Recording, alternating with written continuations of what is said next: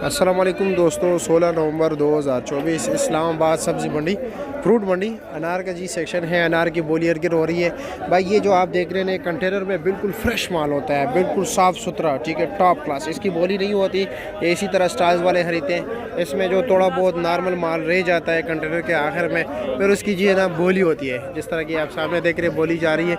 9 kilo की टोकरी है, ये 1500-1600 का बिक रहा है जी। आपको बोली सुनाता हूँ।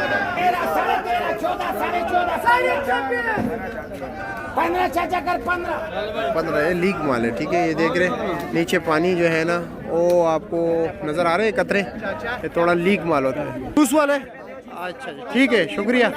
1600-1700 का बिक रहा है, ठीक है। इसमें जो बिल्कुल खुशक माल है ना भाई, वो तकरीबन 2000 से लेकर 3200-3300 रुपये तक बिकता है। इसमें भी ये छोटा छोटा आ रहा है, ठीक है। ये इस तरह ये पर लीक माल होता है।